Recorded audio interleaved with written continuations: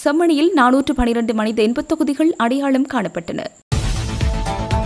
ஆனந்த விஜயபாலவுக்கு எதிரான மனு மீதான விசாரணைக்கு அனுமதி.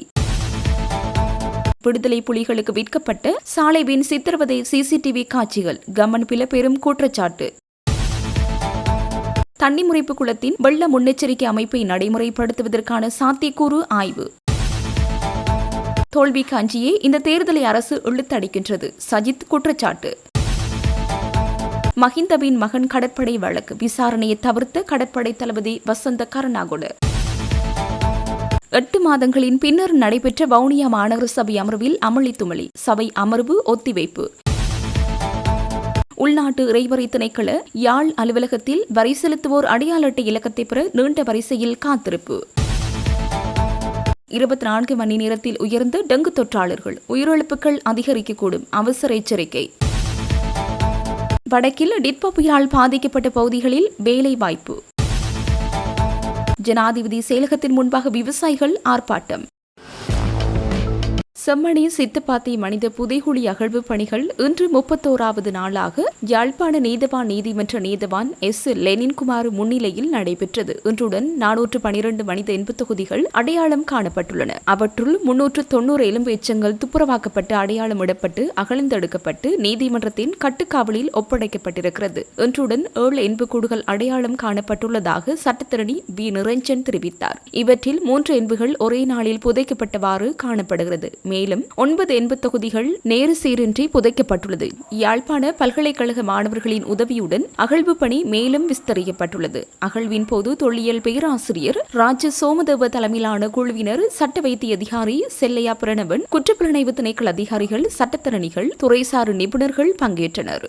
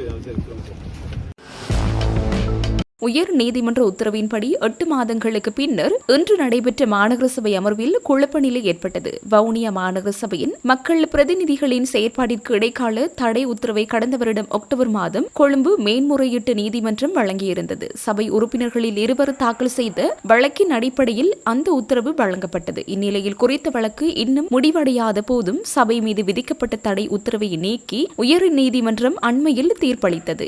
இதனையடுத்து 8 மாதங்களாக முடக்கப்பட்டிருந்த சபையின் செயற்பாடுகள் மீள ஆரம்பிக்கப்பட்டிருந்ததுடன் சபையின் அமர்வு முதல்வர் காண்டீபன் தலைமையில் இன்றைய தினம் நடைபெற்றது. இதன்போது முதல்வர் மீது ஊழல் குற்றச்சாட்டு உள்ளமையால் அவர் தலைமையில் இக்கூட்டத்தை நடத்த அனுமதிக்க மாட்டோம், எனவே இதனை குழுநிலை விவாதமாக முன்னெடுக்குமாறு எதிர்த்தரப்பு உறுப்பினர்கள் கோரினர். இதனால் சபையில் ஆளும் எதிர்த்தரப்பு உறுப்பினர்களிடையே கடும் வாக்குவாதம் ஏற்பட்டு குழப்பத்துடன் சபை ஒத்திவைக்கப்பட்டது. முதல்வர் மீது ஊழல் குற்றச்சாட்டு உள்ளமையால் அவர் பதவி விலக வேண்டும், அவர் தலைமையில் சபை கூட்டத்தை நடாத்த விட மாட்டோம், பதில் முதல்வர் ஒருவரை தெரிவு செய்யுங்கள் அல்லது இக்கூட்டத்தினை குழுநிலை விவாதமாக நடத்துங்கள். அத்துடன் மாநகர சபையின் அடிப்படை கட்டளை சட்டங்கள் மீறப்பட்டுள்ளன, பல வேலை திட்டங்கள் கட்டளை சட்டத்திற்கு அப்பாற்பட்டு நடைபெற்றுள்ளது என எதிர்த்தரப்பு உறுப்பினர்கள் தெரிவித்தனர். விசாரணை அறிக்கையானது சட்ட ரீதியாக வெளிவரும் வரை சபையை குழப்ப வேண்டாம், வர்த்தமானியில் இன்னும் வெளியிடப்படவில்லை. முதல்வர் குற்றவாளி என்றால் அவரது பதவியினை ஆளுநர் இடைநிறுத்தி இருக்கலாமே, அவர் ஏன் அவ்வாறு இதுவரை நடக்கவில்லை? முதல்வர்: மக்கள் சபையை குழப்பாதீர்கள், மக்கள் பணி பாதித்துள்ளது, இங்கு அனைத்தும் சட்டத்திற்கு உட்பட்டே நடந்துள்ளது. குற்றம் நடந்திருந்தால் முதல்வர் மீது நீதிமன்றத்தில் வழக்கு தொடர்ந்து குற்றவாளி என்று நிரூபிக்கப்பட்ட பின்னர் முதல்வரை மாற்றுங்கள் என ஆளும் தரப்பு உறுப்பினர்கள் தெரிவித்தனர். இதனால் நீண்ட நேரமாக சபையில் குழப்ப நிலை ஏற்பட்டதுடன் கூட்டத்தை நடாத்த முடியாத நிலை ஏற்பட்டது. இறுதியில் சபை அமர்வு 10 நிமிடங்கள் முதல்வரால் ஒத்திவைக்கப்பட்டு குழுநிலை விவாதமாக சபை அமர்வு தொடர்ச்சியாக நடைபெற்றது. இதேவேளை மாநகர மக்களை விழிப்படையுங்கள், கட்டளை சட்டங்களை மீற வேண்டாம், சபையின் சொத்துக்களை விற்காதே போன்ற வாசகங்கள் தாங்கிய பதாதைகளையும் எதிர்த்தரப்பு உறுப்பினர்கள் சபை மண்டபத்திற்குள் ஏந்தியிருந்தனர்.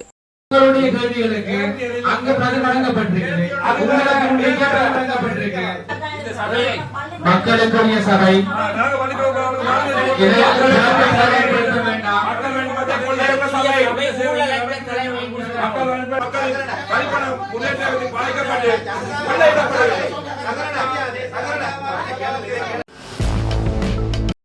கடந்த 24 மணி நேரத்தில் இலங்கையில் 1069 டெங்கு நோயாளிகள் பதிவாகியுள்ளதாக தேசிய டெங்கு கட்டுப்பாட்டு பிரிவின் பதில் பணிப்பாளர் வைத்தியர் கபில கண்ணங்கர தெரிவித்தார். இந்த தொற்றுக்களுடன் இந்த வருடத்தினால் டெங்கு தொற்றினால் பதிவான மொத்த நோயாளர்களது எண்ணிக்கை 47,179 உயர்ந்துள்ளதாகவும் அவர் குறிப்பிட்டார். நேற்றைய நிலவரப்படி இந்த ஆண்டில் டெங்கு நோய் தொடர்பாக 28 இறப்புகள் பதிவாகியுள்ளதாகவும் வைத்தியர் தெரிவித்தார். இது தொடர்பில் மேலும் தெரிவித்துள்ள அவர், தொற்று நோய் பரவல் இல்லாத காலங்களில் தினசரி நோயாளர்களின் எண்ணிக்கை சராசரியாக 150 முதல் 200 வரை இருக்கும் நிலையில் தற்போதைய பரவல் நிலை காரணமாக அந்த எண்ணிக்கை 600 முதல் 650 வரை உயர்ந்துள்ளதாகவும் அந்த எண்ணிக்கை தொடர்ந்து அதிகரித்து வருகின்றது. வைத்தியசாலைகளில் கொள்ளளவு ஏற்கனவே முழுமையாக நிரம்பிவிட்டதாகவும் நோய் தொற்றின் பரவல் இதே வேகத்தில் தொடர்ந்தால் ஒட்டுமொத்த சுகாதார கட்டமைப்பும் சீர்குலையும் அபாயம் உள்ளது. நோயாளிகளுக்கு சிகிச்சை அளிப்பதில் வைத்தியர்கள், தாதியர்கள் மற்றும் ஏனைய சுகாதார பணியாளர்கள் கடும் மன மற்றும் உடல் ரீதியான அழுத்தத்திற்குள்ளாகியுள்ளனர். இத்தகைய அழுத்தமான சூழல் காரணமாக வரும் வாரங்களில் டெங்கு தொடர்பான உயிரிழப்புகள் அதிகரிக்கக்கூடும். எனவே தங்கள் சுற்றுப்புறத்தை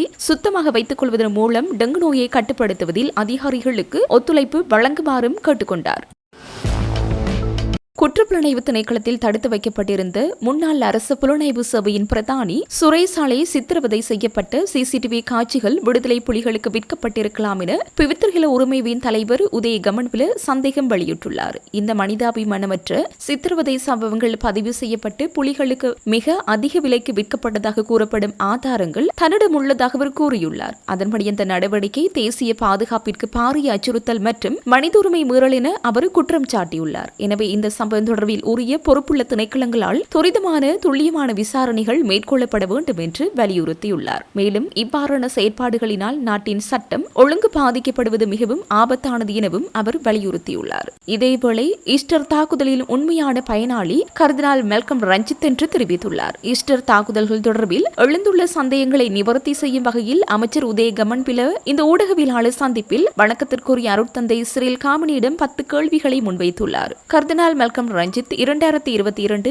நவம்பர் 15 அன்று கொழும்பு பேராயர் பதவியிலிருந்து ஓய்வு பெற்றிருக்க வேண்டும். ஏனெனில் அன்று அவருடைய 75வது பிறந்த நாளாக இருந்திருக்கும். ஆனால் ஈஸ்டர் தாக்குதல்களுக்கு பின்னால் சக்தி வாய்ந்த குழுக்கள் இருப்பதாகவும் அவர்களை நீதியின் முன் நிறுத்துவதற்கு தான் அதிகாரத்தில் இருக்க வேண்டும் என்றும் கர்தினால் வத்திக்கானுக்கு தெரிவித்துள்ளார். மேலும் கர்தினால் ஏற்கனவே 4 முறை பணி நீடிப்புகளையோ அல்லது மேலதிக பதவி உயர்வுகளையோ பெற்றுள்ளார். எனவே திரும்பி பார்க்கையில் ஈஸ்டர் தாக்குதல்களின் உண்மையான பயனாளி கர்தினால் தான், பயனாளி குற்றவாளிதான் என்ற சதி கோட்பாட்டை நீங்கள் நம்பினால் அருட்தந்தை சிரேல் காமுனி அவர்களே, ஈஸ்டர் தாக்குதல்களுக்கான பொறுப்பை அதன் உண்மையான பயனாளியான கர்தினால் மல்கம் ரஞ்சித்தின் மீது ஏன் சுமத்தக்கூடாது என்று அவர் கேள்வி எழுப்பியுள்ளார். பொதுமக்கள் பாதுகாப்பு அமைச்சர் ஆனந்த விஜயபால பாராளுமன்ற உறுப்பினர் பதவியை வகிப்பதற்கு தகுதியற்றவர் என தீர்ப்பளிக்குமாறு கோரி தாக்கல் செய்யப்பட்ட மேன்முறையீட்டு மனுவை விசாரணைக்கு எடுத்துக் கொள்ள உயர் நீதிமன்றம் அனுமதி வழங்கியுள்ளது. ஸ்ரீலங்கா பொதுஜன பெரமுனவின் முன்னாள் நிர்வாக செயலாளர் ரேணுக பெரேரவினால் தாக்கல் செய்யப்பட்ட மேன்முறையீட்டு மனுவை பரிசீலித்த பின்னரே உயர் நீதிமன்றம் இந்த உத்தரவை பிறப்பித்துள்ளதாக தெரிவிக்கப்படுகிறது. பாராளுமன்ற உறுப்பினராக தேர்ந்தெடுக்கப்பட்ட பின்னர் ஆனந்த விஜயபால ஜனாதிபதியின் பணிக்குழாம் பிரதானியாக பணியாற்றி வருவதாகவும், எனவே அரசியலமைப்பின் பிரகாரம் அவர் பாராளுமன்ற உறுப்பினர் பதவியை வகிப்பதற்கு தகுமையற்றவர் என தீர்ப்பளிக்குமாறு கோரி இந்த மேன்முறையீட்டு மனு தாக்கல் செய்யப்பட்டிருந்தது. தங்கள் தொழிலை மேற்கொள்வதற்கு தேவையான முறையான திட்டங்கள் இல்லாத தீர்மானங்கள் இதுவரை அறிவிக்கப்படாமை காரணமாக மீனவர்கள் குழு ஒன்று ஜனாதிபதி செயலகத்திற்கு முன்பாக சத்தியாகிரக போராட்டம் ஒன்றை ஆரம்பித்துள்ளது. இன்றும் நாளையும் தொடர்ந்து அதே இடத்தில் தங்கியிருந்து சத்தியாகிரகத்தில் ஈடுபட உள்ளதாக அவர்கள் அறிவித்துள்ளனர். அதே நேரம் எதிர்வரும் புதன்கிழமைகளில் திருப்திகரமான தீர்வு கிடைக்காவிட்டால் நாட்டின் ஏனைய பகுதிகளிலிருந்தும் 2000க்கும் அதிகமான மீனவர்களை இந்த போராட்டத்திற்கு அழைக்கப் போவதாகவும் அகில இலங்கை மீனவர் சங்கம் எச்சரித்துள்ளது. இதற்கு முன்னதாக 9 நாட்கள் நடைபெற்ற சத்தியாகிரகத்தின் பின்னர் ஜனாதிபதியுடன் நடைபெற்ற கலந்துரையாடலில் 1.5 அல்லது 2 மாதங்களுக்குள் இதற்கான தீர்வு பெற்றுத்தரப்படும் என உறுதியளிக்கப்பட்டதாக அச்சங்கத்தின் செயலாளர் RA டில்ருக் பெனாண்டோ தெரிவித்தார். மேலும் அந்த வாக்குறுதிக்கமைய நாரா நிறுவனம் உள்ளிட்ட ஏனைய நிறுவனங்கள் ஒன்றிணைந்து கடந்த ஏப்ரல் 9ஆம் தேதிக்குள் கடலடி மற்றும் கடற்கரை சார்ந்த கள பரிசோதனைகளை முடித்திருந்த போதிலும் 5 மாதங்கள் கடந்தும் இதுவரை தீர்வுகள் வழங்கப்படவில்லை என்றும் சுட்டிக்காட்டினார்.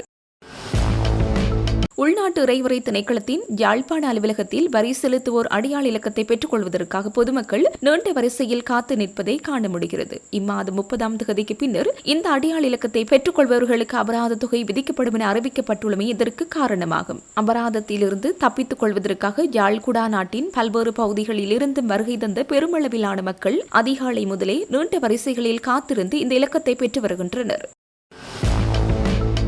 மக்களுக்கான கூட்டு எதிர்க்கட்சியின் விசேட ஊடகவியலாளர் மாநாடு இன்றைய தினம் கொழும்பு 3 மலர் வீதியில் உள்ள ஐக்கிய தேசிய கட்சியின் அரசியல் அலுவலகத்தில் நடைபெற்றது. இந்த நிகழ்வில் கூட்டு எதிர்க்கட்சியின் ஒருங்கிணைப்பாளர் பேராசிரியர் GL பீரிஸ், முன்னாள் அமைச்சரும் ஐக்கிய குடியரசு முன்னணியின் தலைவருமான பாட்டளிச்சம்பிக்க ரணவக்க, முன்னாள் ராஜாங்க அமைச்சர் அஜித் மன்னபெரும மற்றும் லசந்த அழகியவண்ண உள்ளிட்ட அரசியல் தலைவர்கள் பலரும் கலந்து கொண்டனர். இங்கு உரையாற்றிய பேராசிரியர் GL பீரிஸ், இலங்கையில் தற்போது அரங்கேறி வரும் தன்னிச்சையான கைது நடவடிக்கைகள் மற்றும் மனித உரிமை மீறல்கள் காரணமாக நாட்டின் ஜனநாயகம் முழுமையாக அழியும் நிலைக்கு தள்ளப்பட்டுள்ளதுடன் GSP+ வரிச்சலுகையை நாடு இழக்கும் பாரிய பொருளாதார அபாயம் ஏற்பட்டுள்ளதாக எச்சரித்தார். தொடர்ந்தும் கருத்து வெளியிட்டவர், தாம் சர்வதேச நாணய நிதியத்தின் கொழும்பு அலுவலக அதிகாரிகளை சந்தித்து கலந்துரையாடியதாக குறிப்பிட்டார். நாட்டின் மக்கள் எதிர்நோக்கும் கடுமையான பொருளாதார சுமையை கருத்திற்கொண்டு எரிபொருளுக்கான மானியங்களை குறைக்கவோ அல்லது முழுமையாக நிறுத்தவோ அரசாங்கத்திற்கு ஆலோசனை வழங்க வேண்டும் என அங்கு கோரிக்கை விடுத்ததாக அவர் தெரிவித்தார். இந்த சந்திப்பு முடிந்து தாம் வெளியேறிய போது ஒரு அதிர்ச்சிகரமான சம்பவம் நிகழ்ந்ததாக குறிப்பிட்ட பேராசிரியர்,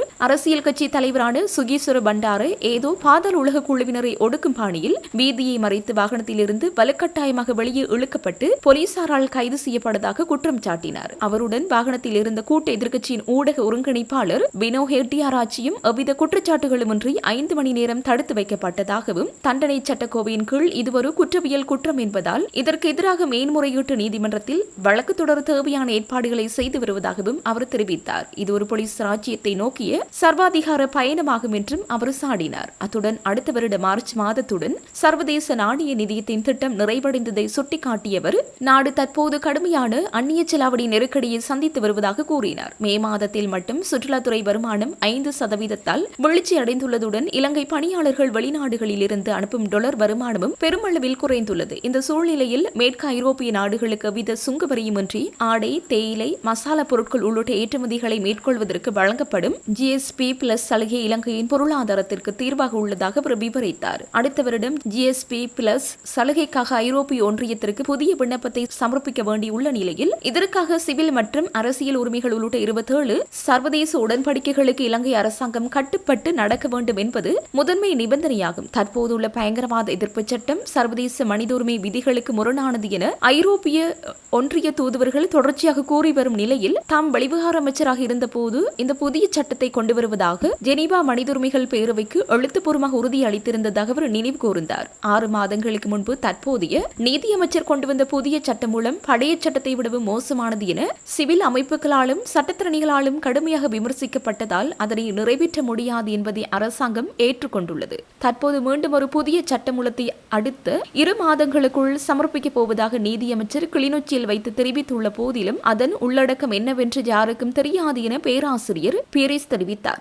சமூகத்துடன் முறையான கலந்துரையாடல் இன்றி தன்னிச்சையாக உருவாக்கப்படும் இத்தகைய சட்டங்களால் GSP+ சலுகை இல்லாது போகும் அபாயம் உள்ளதுடன் அவ்வாறு நடந்தால் இலங்கை பொருளாதாரத்தில் அந்த பாதிப்பை தாங்க முடியாது என்றும் சுட்டிக்காட்டினார். இலங்கை அரசியலமைப்பின்படியும் சர்வதேச சட்டங்களின்படியும் சித்திரவதைக்குள்ளாகாமல் வாழ்வது அனைவரினதும் அடிப்படை உரிமையாகும் என தெரிவித்தவர் போலீஸ் மற்றும் சிறைச்சாலைகளில் உள்ள கைதிகளுக்கும் இந்த பாதுகாப்பு பொருந்தும் என்றார். இலங்கையில் சித்திரவதைகளின் நிலைமை குறித்து ஆராய்ந்து அரசாங்கத்திற்கு அறிக்கை சமர்ப்பிப்பதற்காக ஐக்கிய நாடுகள் சபையின் துணைக்குழு ஒன்று தற்போது இலங்கைக்கு வருகை தந்துள்ளதை நினைவுபடுத்திய பேராசிரியர் இத்தகைய சர்வதேச விதிகளை இலங்கை மீறினால் அதன் விளைவுகள் மிக ஆபத்தானதாக அமையும் என்றும் அவர் எச்சரித்தார். கடற்படையின் முன்னாள் தளபதியும் கடற்படையின் அட்மிரலுமான வசந்த கருணாகுட உடல்நல குறைபாடு காரணமாக இன்று லஞ்ச ஆணைக்குழுவின் முன்னிலையாக முடியவில்லை என தெரிவித்துள்ளார். தகுதிகளில் திருத்தங்களை மேற்கொண்டு ஜோஷித ராஜபக்ச எவ்வாறு இலங்கை கடற்படையில் நிறைவேற்று அதிகாரியாக இணைத்துக் கொள்ளப்பட்டார் என்பது குறித்தும் பொது நிதியை தவறாக பயன்படுத்தி பிரித்தானிய ரோயல் கடற்படை கல்லூரியில் அவர் எவ்வாறு பயிற்சி பெற்றார் என்பது குறித்தும் நடத்தப்படும் விசாரணைக்கு வாக்குமூலம் வழங்குவதற்காக ஆணைக்குழுவினால் கருணாகுட அழைக்கப்பட்டிருந்தார். இதற்கு முன்னதாகவும் வசந்த கருணாகுட ஜூன் 16ஆம் தேதி லஞ்ச ஆணைக்குழுவில் முன்னிலையாகுமாறு அழைப்பாணை விடுக்கப்பட்டிருந்தது. எனினும் லஞ்ச ஊழல் ஒழிப்பு ஆணைக்குழுவினால் அழைப்பாணை விடுக்கப்பட்டிருந்த போதிலும் தனக்கு அதற்கான கடிதம் கிடைக்கவில்லை என கூறி அவர் அன்றைய தினம் முன்னிலையாக மறுத்திருந்தார். இதேவேளை இச்சம்பவம் தொடர்பாக கடந்த ஜூன் 17ஆம் தேதி அன்று கைது செய்யப்பட்ட ஜோஷித ராஜபக்ச நீதிமன்றத்தில் முற்படுத்தப்பட்ட பின்னர் தலா 5 மில்லியன் ரூபாய் பெறுமதியான 3 தனிநபர் பிணைகளில் செல்ல அனுமதிக்கப்பட்டிருந்தமை குறிப்பிடத்தக்கது. தன்னிமுறைப்பு குளத்தின் வெள்ள முன்னெச்சரிக்கை அமைப்பை நடைமுறைப்படுத்துவதற்கான சாத்தியக்கூறு ஆய்வு இன்றைய தினம் மேற்கொள்ளப்பட்டது. இந்த ஆய்வில் மாவட்ட அனர்த்த முகாமைத்துவ பிரிவு, UN habitat climate resilient project அலுவலகம், நீர்ப்பாசன திணைக்களத்தின் பொறியியலாளர் மற்றும் திட்டத்திற்காக நியமிக்கப்பட்ட ஆலோசகர்கள் ஆகியோர் இணைந்து கள ஆய்வில் பங்கேற்றனர். இதன்போது தன்னிமுறைப்பு குளத்தின் தற்போதைய நிலைமைகள், அணைக்கட்டின் பலப்படுத்தல் பணிகள், பழுதடைந்த கதவுகளை சீரமைக்கும் நடவடிக்கைகள் மற்றும் குளத்திற்கு நீர்வரத்து ஏற்படும் ஆறுகள் மற்றும் நீர்பிடிப்பு பகுதியில் நேரடியாக பார்வையிடப்பட்டன. மேலும் குளத்தின் நீர்வரத்து மற்றும் நீர்மட்டத்தை அளவிடுவதற்கான கண்காணிப்பு உபகரணங்களை நிறுவுவதற்கான பொருத்தமான இடங்களும் ஆய்வு செய்யப்பட்டன. அதேபோன்று குளத்தை சூழவுள்ள பகுதிகள், வெள்ள நீர்மட்டத்தை கண்காணிக்கும் அளவீட்டு கருவிகள் மற்றும் எச்சரிக்கை அமைப்புகளை நிறுவுவதற்கான சாத்தியமான இடங்களும் பரிசீலிக்கப்பட்டன. இந்த திட்டம் நடைமுறைப்படுத்தப்பட்டால் தன்னிமுறைப்பு குளத்தின் நீர்மட்டம், நீர்வரத்து மற்றும் சுற்றுப்புற மழைப்பதிவு தரவுகளை அடிப்படையாக கொண்டு மக்களுக்கு காலத்திற்கேற்ற வெள்ள முன்னெச்சரிக்கை தகவல்களை வழங்க முடியும். இதன் மூலம் தன்னிமுறைப்பு குளத்தின் தாழ்நில பகுதிகளில் வசிக்கும் மக்களுக்கும் குறிப்பாக விவசாயிகளுக்கும் வெள்ள அபாயம் தொடர்பான முன்னெச்சரிக்கை தகவல்களை முன்கூட்டியே வழங்கி உயிர் மற்றும் சொத்து சேதங்களை குறைப்பதற்கு உதவியாக அமையும். மாகாண சபை தேர்தலை தேசிய மக்கள் சக்தி அரசு நடத்தினால் அதில் ஐக்கிய மக்கள் சக்தி நிச்சயம் அமோக வெற்றி ஈட்டும் என்றும், தேர்தல் தோல்விக்கு அஞ்சிய அரசு அதனை நடத்தாமல் இழுத்தடித்து வருகின்றது என்றும் எதிர்க்கட்சித் தலைவர் சஜித் பிரேமதாச தெரிவித்தார். கண்டி மல்வத்து மகாவிகாரைக்கு நேற்று காலை விஜயம் செய்த எதிர்க்கட்சித் தலைவர் மல்வத்து மகாநாயக்க தேரர், வணக்கத்திற்குரிய திப்பட்டு பாவை ஸ்ரீ சுமங்கல தேரர் மற்றும் அணுநாயக்க தேரர் திம்பல் கும்பரை விமலத்தம்ம தேரர் ஆகியோரை சந்தித்து ஆசி பெற்றுக் கொண்டார். அதனைத் தொடர்ந்து அஸ்கிரி மகாவிகாரைக்கு சென்று அஸ்கிரி படத்தின் மகாநாயக்க தேரர், வணக்கத்திற்குரிய வரக்காக்குட ஸ்ரீ ஞானரத்ன தேரரை சந்தித்து நலம் விசாரித்தார். இதன்போது மகாநாயக்க தேரர்களுக்கு அட்டப்பெறுகிற வகை அன்பளிப்பு செய்ததுடன் சம்புத்த சாசனத்தின் பாதுகாப்பை உறுதிப்படுத்துவதற்கான பரந்த தேசிய கலந்துரையாடல் குறித்தும் தெளிவுபடுத்தினார். இதனைத் தொடர்ந்து ஊடகங்களுக்கு கருத்து தெரிவிக்கும் போது எதிர்க்கட்சித் தலைவர் சஜித் பிரேமதாச மேற்கண்டவாறு கூறினார். அங்கவர் மேலும் தெரிவிக்கையில், மாகாண சபை தேர்தலை நடத்துவதற்கு தேவையான சகல ஜனநாயக ரீதியிலான நடவடிக்கைகளையும் நாடாளுமன்றத்திற்குள்ளும் அதற்கு வெளியே முன்னெடுக்க நாம் எதிர்பார்த்துள்ளோம். மக்கள் பெற்றுக் கொடுத்த அறுதி பெரும்பான்மை அதிகாரத்தை பயன்படுத்தி ஜனாதிபதி அனுரகுமார திசநாயக்க தலைமையிலான தேசிய மக்கள் சக்தி அரசு இன்று அதிகார மமதையுடன் நாடாளுமன்ற குழுக்களை தங்களது கட்டுப்பாட்டுக்குள் கொண்டு வந்து கையாண்டு வருகின்றது. ஜனநாயக வழிமுறைகளினூடாக ஆட்சியை பிடித்துவிட்டு இன்று ஜனநாயகத்தை முடக்கும் தனிக்கட்சி ஆட்சியை கொண்டு நாட்டை கொண்டு செல்கின்றனர். இதற்கு இடமளிக்க முடியாது. இனிவரும் தேர்தல்களிலும் எந்த ஒரு தரப்புக்கும் அறுதி பெரும்பான்மை நாடாளுமன்ற பிரதிநிதித்துவம் தேவையில்லை. எளிய பெரும்பான்மை இருந்தால் போதுமானது என்பதை நாட்டின் 220 லட்சம் மக்களும் இப்போதாவது பாடமாக கற்றுக்கொள்ள வேண்டும். அரசு உடனடியாக எரிபொருள் மற்றும் மின்சார கட்டணங்களை குறைக்க வேண்டும். சர்வதேச சந்தையில் விலைகள் குறைந்து காணப்படும் இந்த தருணத்தில் பாகிஸ்தான் போன்ற நாடுகள் விலையை குறைத்துள்ள போதும் இலங்கை அரசு ஏன் குறைக்கவில்லை? வெறும் வெற்று பேச்சுக்களாலும் பொய்களாலும் இந்த அரசாட்சி நடக்கிறது. 30 தொடக்கம் 40 வரையான மக்கள் ஏழைகளாக மாறியுள்ளனர். இந்த வறுமையிலிருந்து மக்களை மீட்பதற்கு ஐக்கிய மக்கள் சக்தி பிரதான தேசிய வேலை திட்டம் ஒன்றை உருவாக்கிக் கொண்டிருக்கின்றது. முன்னாள் ஜனாதிபதி ரணசிங்க பிரேமதாச நாட்டை பொறுப்பேற்கும் போது வடக்கிலும் தெற்கிலும் பயங்கரவாதம்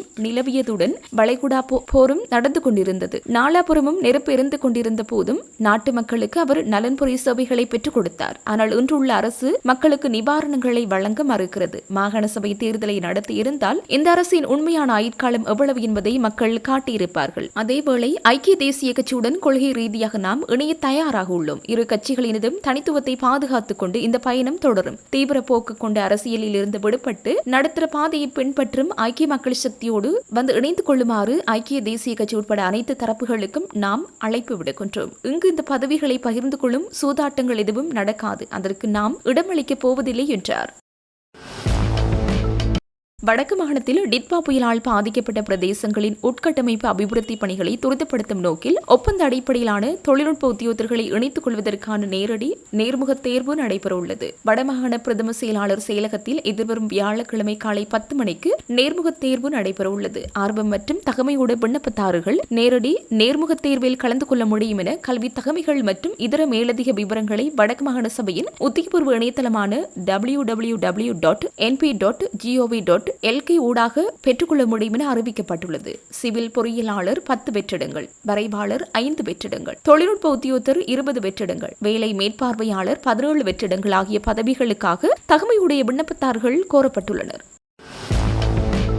மன்னார் பிரதான பாலத்தடியில் அமைந்துள்ள சோதனைச் சாவடியில் கடமையிலிருந்த ராணுவ வீரர் ஒருவரின் துப்பாக்கி தவறுதலாக வெடித்ததில் ராணுவ வீரர் ஒருவர் உயிரிழந்துள்ளதாக மன்னார் போலீசார் தெரிவித்தனர். இந்த சம்பவம் இன்று காலை 10 மணியளவில் இடம்பெற்றுள்ளது. உயிரிழந்த ராணுவ வீரர் மன்னார் சவுத் பார் ராணுவ முகாமில் கடமையாற்றியவர் என தெரிய வந்துள்ளது. இந்த ராணுவ வீரர் மன்னார் பிரதான பாலத்தடியில் அமைந்துள்ள சோதனைச் சாவடியில் கடமையில் ஈடுபட்டிருந்ததோடு அங்கு கடமையில் உள்ள ராணுவ வீரர்களுக்கு பொறுப்பாக இருந்து பணி நிமித்தம் துப்பாக்கிகளை வழங்கியுள்ளார் என தெரிவிக்கப்படுகிறது. ராணுவ வீரர்களுக்கு துப்பாக்கிகளை பரிசோதித்து வழங்க முற்பட்ட போதே துப்பாக்கியொன்று வெடித்திருக்கிறது. இதன் காரணமாக அந்த ராணுவ வீரர் காயமடைந்த நிலையில் உடனடியாக மன்னார் மாவட்ட பொது வைத்தியசாலைக்கு கொண்டு செல்லப்பட்டார். எனினும் குறித்த ராணுவ வீரர் சிகிச்சை பலனின்றி உயிரிழந்துள்ளார். இந்த ராணுவ வீரரின் சடலம் மன்னார் மாவட்ட பொது வைத்தியசாலையில் வைக்கப்பட்டுள்ளது. மேலதிக விசாரணைகளை மன்னார் போலீசார் நடத்தி வருகின்றனர். இலங்கை போக்குவரத்து சபையின் கீழ் புதிய மெட்ரோ பேருந்துகளை அரசாங்கம் அறிமுகப்படுத்துவது வரி செலுத்துவோர் மீது கூடுதல் சுமையை சுமத்தும் என்று கூறி தனியார் பேருந்து உரிமையாளர்கள் சங்கம் கவலை தெரிவித்துள்ளது. அப்பேருந்துகள் சட்டவிரோதமாக இயக்கப்படுவதாக கூறிய சங்க தலைவர் கெமுனு விஜயரத்ன அவற்றை இறக்குமதி செய்து பயன்பாட்டிற்கு கொண்டு வருவது குறித்த அரசாங்கத்தின் முடிவை கேள்விக்குள்ளாக்கினார். இது தொடர்பில் ஊடகங்களிடம் பேசியவர், இந்த புதிய பேருந்துகள் தற்போது தனியார் வாகனங்களை பயன்படுத்தும் வாகன சாரதிகளை ஈர்க்காது என்று வாதிட்டதுடன் இந்த திட்டம் பொதுமக்களுக்கு தவறான விதத்தில் முன்வைக்கப்பட்டுள்ளதாகவும் குற்றம் சாட்டினார். இப்பேருந்துகள் வழக்கமான பேருந்துகளை விட அதிக டீசலை நுகர்கின்றன. இந்த திட்டத்தினால் ஏற்படும் இழப்புகளை இறுதியில் பொதுமக்களை சுமத்த வேண்டியிருக்கும் என்று எச்சரித்தார். மேலும் தேவையற்ற ஒரு முயற்சி என்று வர்ணித்தவர் இந்த திட்டத்திற்காக அரசாங்கம் பொதுமக்களின் நிதியை பயன்படுத்துவதாகவும் குற்றம் சாட்டினார். அத்துடன் மெட்ரோ பேருந்து சேவையின் செயல்பாடு மற்றும் நிதிசார சாத்தியக்கூறுகள் குறித்து அதிக வெளிப்படைத்தன்மை தேவை என்றும் அவர் வலியுறுத்தினார். மட்டக்களப்பு மாவட்டத்தின் களுவாஞ்சிக்குடி நகரில் அமைந்துள்ள எரிபொருள் நிரப்பு நிலையத்தை குத்தகைக்கு பெற்று நடத்துபவருக்கு எதிராக பிரதேச மக்கள் திரண்டு எதிர்ப்பினை வெளிப்படுத்தி வருகின்றனர். நீண்ட நாட்களாக இந்த எரிபொருள் நிரப்பு நிலையத்தில் பெட்ரோல், டீசல் என எந்த எரிபொருளும் பொதுமக்களுக்கு வழங்கப்படாது இருப்பதாக குற்றம் சாட்டப்படுகிறது. மக்கள் தமது வாகனங்களுக்கான எரிபொருள் தேவையை பூர்த்தி செய்து கொள்ள எப்போது எரிபொருள் நிரப்பு நிலையத்திற்கு சென்றாலும் எரிபொருள் இல்லை என்றே கூறப்படுவதாகவும் கயிற்றை கொண்டு நிரப்பு நிலையம் பூட்டப்பட்டே இருப்பதாகவும் அங்குள்ள மக்கள் தெரிவிக்கின்றனர். இன்று பிற்பகல் 3 மணியளவில் அந்த எரிபொருள் எரிபொருள் நிரப்பு நிலையத்திற்கு முன்பாக களுவாஞ்சிக்குடி வர்த்தக சங்கத்தினர் ஆர்ப்பாட்டத்தில் ஈடுபட்டிருந்தனர். களுவாஞ்சிக்குடி நகரில் மிக நீண்ட காலமாக இயங்கி வரும் இந்த எரிபொருள் நிரப்பு நிலையத்தை குத்தகைக்கு பெற்றவர் உரிய முறையில் நடாத்தவில்லை. இவரிடத்தில் குறைந்தது 200 நாட்களேனும் இந்த எரிபொருள் நிரப்பு நிலையத்தில் மண்ணெண்ணெய் முற்றாக வழங்கப்படவில்லை. இந்த நிலையத்தில் பெட்ரோல் டீசல் இல்லை என்று அறிவிக்கப்பட்டு எரிபொருள் நிலையத்திற்குள் எவரும் உட்பிரவேசிக்க இயலாதவாறு கயிறு கட்டப்பட்டுள்ளது. அந்த பிரதேசமானது விவசாயம் மற்றும் மீன்பிடி உள்ளிட்ட தொழில்களை வாழ்வாதாரமாக கொண்ட மக்கள் அதிக அளவில் வசிக்கும் பிரதேசமாகும். அந்த பிரதேசமானது விவசாயம் மற்றும் மீன்பிடி உள்ளிட்ட தொழில்களை வாழ்வாதாரமாக கொண்ட மக்கள் அதிக அளவில் வசிக்கும் பிரதேசமாகும். அப்பகுதியில் அதிக அளவு அரசு உத்தியோகத்தர்கள் உள்ளனர். முச்சக்கர வண்டிகளும் அதிகமாகி இயங்குகின்றன. அருகில் தேசிய பாடசாலை, வைத்தியசாலை, வர்த்தக நிலையங்கள் முதலியவை அமைந்துள்ளன. இந்நிலையில் இந்த எரிபொருள் நிரப்பு நிலையத்திற்கு எப்போது சென்றாலும் பெட்ரோல் டீசல் இல்லாத நிலைமையே காணப்படுவதாக தெரிவிக்கப்படுகிறது. எரிபொருள் நிரப்பு நிலையம் தொடர்பான பிரச்சினை குறித்து ஆர்ப்பாட்டக்காரர்கள் கூறுகையில், நாட்டில் எரிபொருள் இல்லை என்றால் அரசாங்கம் கையாள வேண்டிய பிரச்சனையாகும். ஆனால் நாட்டில் எரிபொருள் இருந்தும் களுவாஞ்சிக்குடி நகரில் அமைந்துள்ள எரிபொருள் நிரப்பு நிலையத்தில் எரிபொருள் இல்லாத நிலைமையே காணப்படுகிறது. எனவே அரசாங்கம் இந்த எரிபொருள் நிரப்பு நிலையத்தை குத்தகைக்கு வழங்கியவரிடமிருந்து இந்த நிலையத்தை மீளப்பெற்று இதை 24 மணி நேரமும் வருடத்தின் 365 நாட்களும் எரிபொருள் வழங்கும் தகுதியுடையவருக்கு வழங்க வேண்டும் என்று கோரிக்கை விடுத்துள்ளனர். களுவாஞ்சிக்குடி வர்த்தக சங்கம் ஏற்பாடு செய்திருந்த இந்த ஆர்ப்பாட்டத்தில் களுவாஞ்சிக்குடி முச்சக்கர வண்டி சாரதிகள், பொதுமக்கள் என பலரும் கலந்து கொண்டு பதாதைகளை ஏந்தியவாறு கோஷம் எழுப்பினர். களுவாஞ்சிக்குடி போலீசாரும் ஆர்ப்பாட்டத்திற்கு வருகை தந்து பிரச்சனையை கேட்டறிந்தனர். அதன் பின்னர் எரிபொருள் பிரச்சனைக்கு மிக விரைவில் தீர்வு கிடைக்கவில்லையாயின் மீண்டும் தாம் பாரிய ஆர்ப்பாட்டத்தில் ஈடுபட உள்ளதாக தெரிவித்து போராட்டத்தை நிறுத்திவிட்டு புறப்பட்டுச் சென்றனர். தெல்தனிய பகுதியில் நிறுத்தி வைக்கப்பட்டிருந்த கார் ஒன்றிற்குள் இருந்து பெண் ஒருவரின் சடலம் மீட்கப்பட்ட சம்பவம் தொடர்பில் பிரதான சந்தேக நபராக அடையாளம் காணப்பட்டுள்ள உயிரிழந்த பெண்ணின் காதலன் மற்றும் அவரது திருமணமான மனைவி ஆகியோரால் நாட்டின் பல்வேறு பகுதிகளில் நடத்தப்பட்ட பாரிய அளவிலான நிதி மோசடிகள் மற்றும் பல குற்றச்சாட்டுகள் குறித்த தகவல்களை நுவரெலியா தலைமையக போலீசார் வெளிப்படுத்தியுள்ளனர். நுவரெலியா தலைமையக பிரதான போலீஸ் பரிசோதகரால் நுவரெலியா பிராந்தியத்திற்கு பொறுப்பான சிரேஷ்ட போலீஸ் அத்தியட்சகர், ஊடக பேச்சாளர் மற்றும் உதவி போலீஸ் அத்தியட்சகர் ஆகியோருக்கு அனுப்பி வைக்கப்பட்டுள்ள விசேட விசாரணை அறிக்கையின் ஊடாக இந்த தகவல்கள் வெளிப்படுத்தப்பட்டுள்ளன. கடந்த ஜூன் 17ஆம் தேதி பதிவான இந்த மனித கொலை சம்பவத்தின் பின்னர் மேற்கொள்ளப்பட்ட பரந்தளவிலான விசாரணைகளின் போது இந்த தகவல்கள் தெரிய வந்துள்ளன. இந்த குற்றங்களின் பிரதான சந்தேக நபராக கொஸ்கொல்ல ஹொரம்பாவ என்ற முகவரியைச் சேர்ந்த ஜெயசுந்தர முதியன் செயலாகி சம்பிக ஸ்ரீஜான் ஜெயசுந்தர என்பவர் அடையாளம் காணப்பட்டுள்ளதுடன் அவரது மனைவியான ரத்நாயக்கு முதியான் செயலாகி நெத்மி அமாயா ரத்நாயக்க என்பவரும் இந்த மோசடிகளுடன் நேரடியாக தொடர்பு பட்டுள்ளதாகவும் போலீசார் தெரிவிக்கின்றனர். போலீசாரின் அறிக்கைகளின்படி பிரதான சந்தேக நபர் திருமணம் செய்து கொள்வதாக கூறி பெண்களை ஏமாற்றியமை, வெளிநாட்டு வாகனங்கள் மற்றும் வேலைவாய்ப்புகளை பெற்றுத் தருவதாக கூறி பல லட்சம் ரூபாய் பண மோசடி செய்தமை உள்ளிட்ட குற்றச்சாட்டுகளின் கீழ் நாட்டின் பல நீதிமன்றங்களில் வழக்குகள் நிலுவையில் உள்ளன. அதற்கமைய கம்பகா மேல் நீதிமன்றம் திருமணம் செய்வதாக கூறி 1,18,73,000 பணத்தை மோசடி செய்தமை மற்றும் WP CBG 8532 என்ற இலக்கமுடைய காரை சட்டவிரோதமாக பயன்படுத்தி மோசடி செய்தமை, புதுக்கடை இலக்கம் 5 நீதிமன்றம் திருமணம் செய்வதாக கூறி 17,21,000 ரூபாய் பணத்தை மோசடி செய்தமை, புதுக்கடை இலக்கம் 5 நீதிமன்றம் திருமணம் செய்வதாக கூறி 13,76,000 ரூபாய் பணத்தை மோசடி செய்தமை, திஸ்ஸ மகாராம நீதவான் நீதிமன்றமும் வெளிநாடுகளில் இருந்து வாகனங்களை இறக்குமதி செய்து தருவதாக கூறி 22 லட்சம் பணத்தை மோசடி செய்தமை, புதுக்கடை நீதிமன்றம் வெளிநாட்டிற்கு அனுப்பி வைப்பதாக கூறி 42 லட்சம் ரூபாய் பணத்தை மோசடி செய்தமை. இவற்றுக்கு மேலதிகமாக குற்றப்புலனாய்வு திணைக்களத்தினால் இவருக்கு எதிராக புதுக்கடை, கொரோன மற்றும் கடுவலை ஆகிய நீதிமன்றங்களில் வழக்குகள் நடத்தப்பட்டு வருகின்றன. சந்தேக நபரின் தேசிய அடையாள அட்டை இலக்கத்தின் ஊடாக VPN வழியாக MS தரவு கட்டமைப்பை பரிசோதித்த போது பாலியகோட போலீஸ் நிலையத்தினால் மற்றும் மோசடி விசாரணை பிரிவினரால் 2023 அன்று அவர் சந்தேகத்தின் பேரில் கைது செய்யப்பட்டிருந்தமை தெரிய வந்துள்ளதுடன் இதற்கு முன்னரும் பல சந்தர்ப்பங்களில் தலா 1 லட்சம் ரூபாய் வீதமான பண மோசடிகள் தொடர்பில் குற்றப்புலனாய்வு திணைக்களத்தினால் விசாரணைகள் நடத்தப்பட்டுள்ளமையும் தெரிய வந்துள்ளது. இந்த குற்றச்செயல்களுடன் தொடர்புடைய சந்தேக நபரின் மனைவியான நெத்மி அமாயா ரத்நாயக்க என்பவருக்கு எதிராகவும் பல நிறுவனங்கள் மற்றும் போலீஸ் நிலையங்களில் விசாரணைகள் முன்னெடுக்கப்பட்டு வருகின்றன. அதற்கமைய வெளிநாட்டு வேலைவாய்ப்பு பணியகம் INB/147/23/13/9/2023 கீழ் நிலுவையில் உள்ள விசாரணைகள், பாலியகோட ஆவண இலக்கம் 332 கீழ் 143 கீழ் நிலுவையில் உள்ள விசாரணைகள், பாலியகோட போலீஸ் B/4270/23 வழக்கு, ஜாயில போலீஸ் CIB 11 388/75 கீழ் உள்ள முறைப்பாடுகள், திருமணம் செய்து கொள்வதாக உறுதியளித்து 25 லட்சம் ரூபாய் பணம் மோசடி செய்தமை ஆகிய குற்றச்சாட்டுகள் பதிவு செய்யப்பட்டுள்ளன.